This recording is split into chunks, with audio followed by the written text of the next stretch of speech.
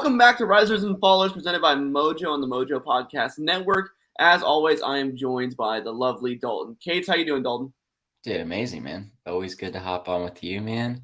And I like the hat, dude. I like the hat. It's Yeah, looking, you got the same one. You got the same one. looking very nice right now. Love to see it, bro. Yeah, I love this hat. Actually, someone actually complimented me on this hat today. I had no idea what Mojo was.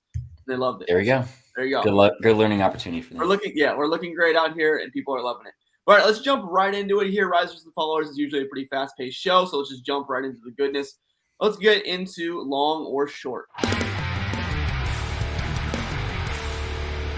Long or short. All right, so it was a huge weekend for the Pittsburgh Steelers, getting their future quarterback one in. Hopefully, I'm a Steelers fan, so hoping he pans out. But in terms of Mojo, it was a huge weekend as well. Mitch Trubisky being benched in the second half for Kenny Pickett comes in. Pickett's up big on the week, up to $22. That's actually the last 24 hours. He's up, I think, over 20% over the last week. He's up really big. What do you think about his performance in general? Are you encouraged about his future on Mojo? What do you think?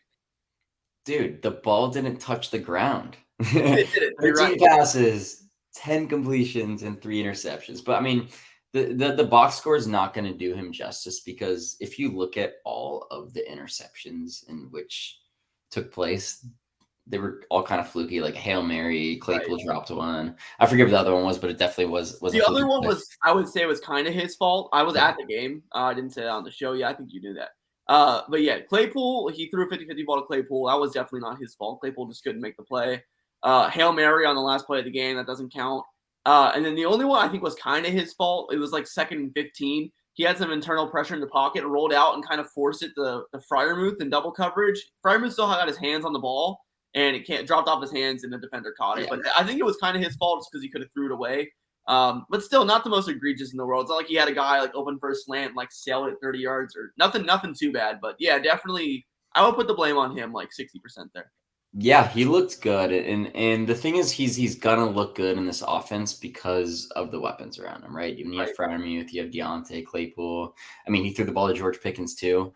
Naji Harris out of the backfield, so it's all very encouraging. I'm very optimistic long term that he can be at least like a somewhat average starter and be somewhat productive in this offense. I mean, he looked just so much better than Mitchell Trubisky, like right off the bat. And now, like we see that a lot though with these quarterbacks who come in their first game, especially when teams are not preparing for them. Yeah, and I'm really curious to see what's going to happen to him these next few weeks. He's over his next 5 games. He's playing the top 3 pass defenses, and then after that, he also has the 8th best pass defense, 13th best. So it's like his schedule's like, it's literally like the worst possible schedule that you can put yourself in as a rookie quarterback to start. It actually is. I saw a stat on Twitter today, actually, that said that it's the hardest schedule for a rookie quarterback since 1950. That's crazy. So, I mean, they're literally throwing him into the belly of the beast immediately. But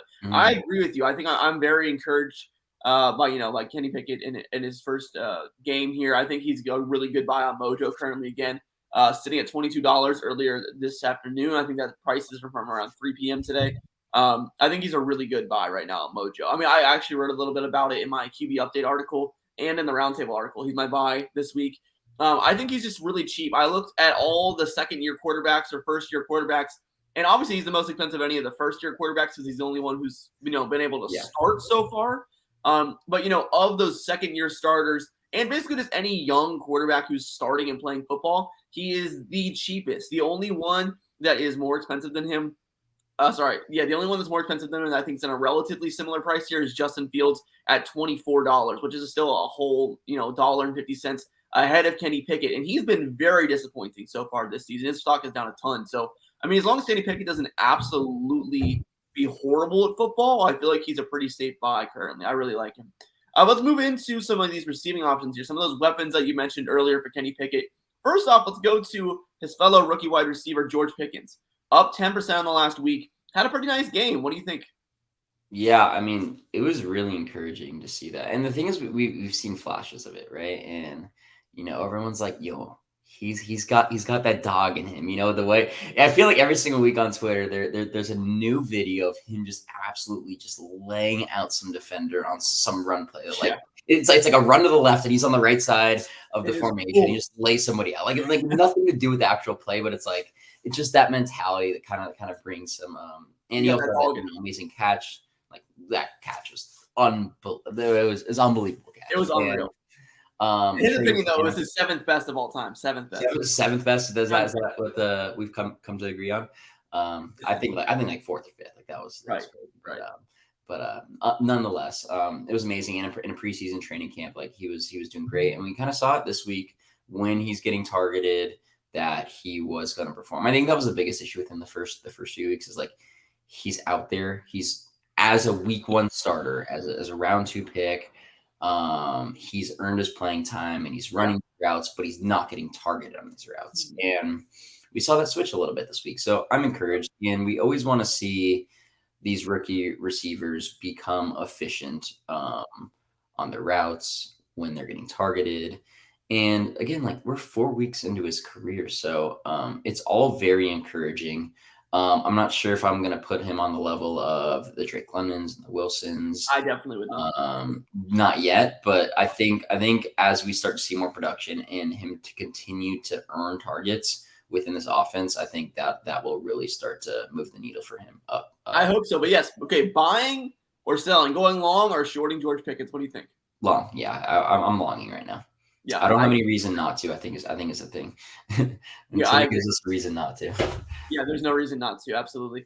All right, let's see here. Let's keep the ball rolling here. Deontay Johnson up next. Wide receiver 1 in Pittsburgh, but he's down 4% on the week. What do you think about Deontay? Were you a little worried about his performance this week, or do you think he'll be just fine in the long run? No. I mean, Deontay's shown us over the past couple seasons that he's going to earn targets. Like he's elite in the NFL at earning targets, and that's a skill.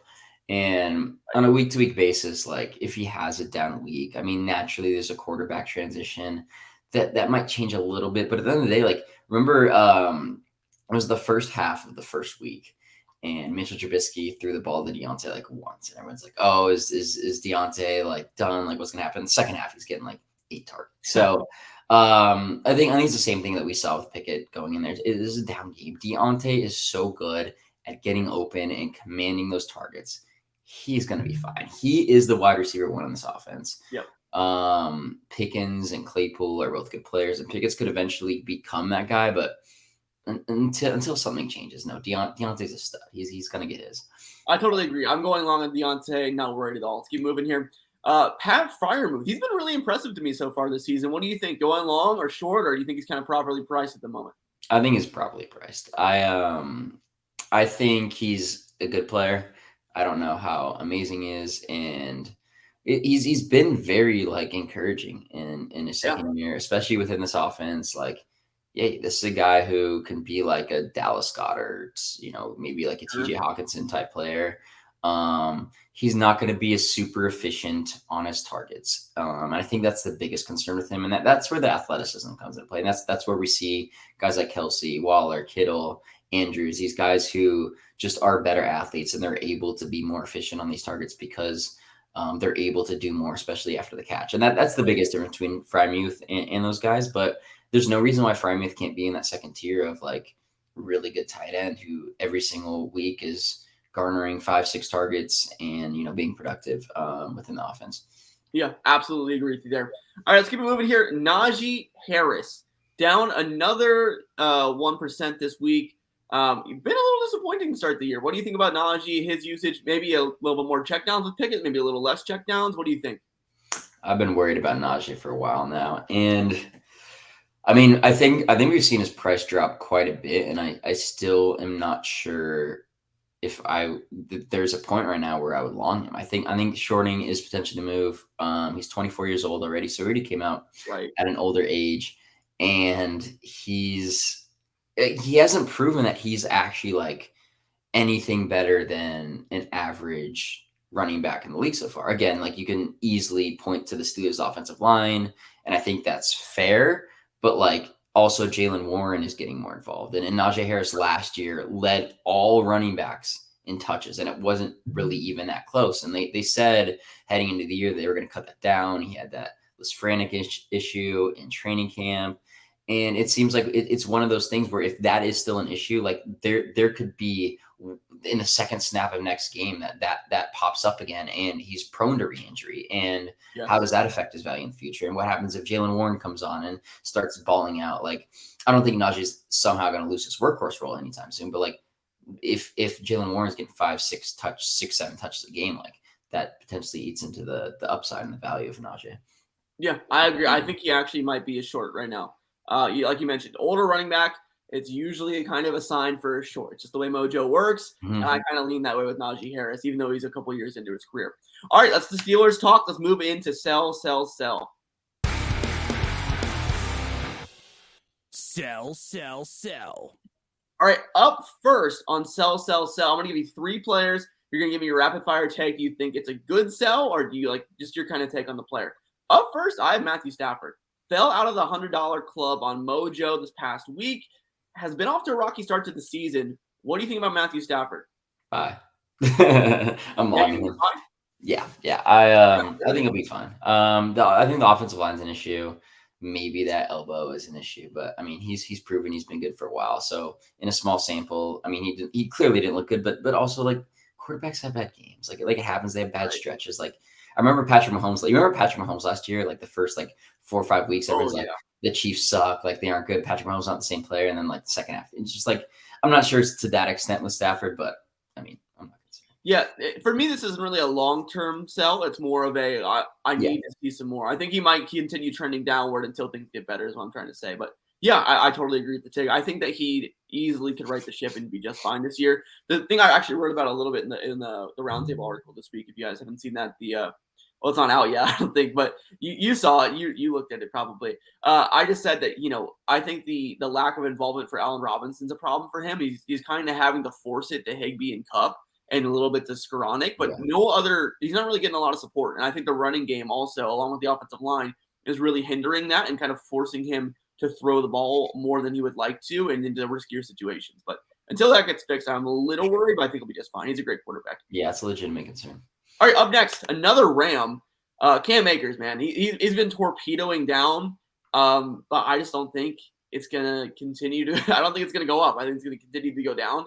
He just doesn't look good. I don't know. I mean, again, the offensive line is struggling. Darrell Henderson hasn't done much either, but it's just not been what we've wanted for Cam Akers, and he just has not looked good at all with his touches. What do you think? Yeah, I saw a stat on Twitter, and I would love to give credit to the right person to this, but off the top of my head, I do not remember. But the thing was, and one thing that was really interesting was running backs or percentage of carries in which running back gained 1 or fewer yards, and Cam Akers was number 2 on the list at 31.6, and number 1 was James Robinson. So both guys coming with Achilles didn't do that, and I was like, okay, that's a very interesting stat. And then the player who had the least amount of carries that went for 1 or fewer yards was Darrell Henderson at 5.9%, which was surprising to me. So I thought that was interesting. And I mean, Cam Akers is being utilized as a running back in between the tackles right now. It's Darrell Henderson is the one that's running all the routes. He's run like the 6th most routes in the NFL right now. So, and I think that was part of Akers, upside. And the part that made it fun was he was a really good pass catching back coming out of Florida State. And we're not seeing that now. He's kind of put in this grinder role. They activated Malcolm Brown. Who knows what's going to happen when Kyron Williams comes back? This offense just hasn't started clicking yet. I think short term you have to be concerned. And I think there's a lot of things that Akers has to do and has to confirm to us before we really start to fully believe that he can be back to the player that we originally thought. Yep, I totally agree with that. Okay, let's move on here. Last one real quick before we get out of here. Derrick Henry. He's very expensive. He has a lot of future value left for a running back who's really, really old. I feel like he'll be on board for this one. Thoughts? Yeah. I think the Titans offense is I'm definitely a sell on this, and the Titans offense is a reason why, especially with Taylor Lewan, being out. I think that hurts him. Treylon Burks being out actually hurts him as well, because now the offense isn't going to be as efficient. Passing attack does not have AJ Brown anymore. The Titans offense is not good. He's 28 years old, coming off an injury. it's like, and he just hasn't looked as good so far yet this year. So yeah, I think Henry's probably a fade, especially just considering his age and everything. Yeah, absolutely. It's mostly just the age for me. You know, he's gonna get broken down at some point. Obviously, he still looks pretty good, but you know, Father Time's undefeated, and he still has a lot of future projection value left. So it's a sell for me.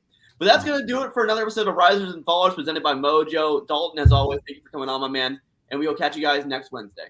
See you.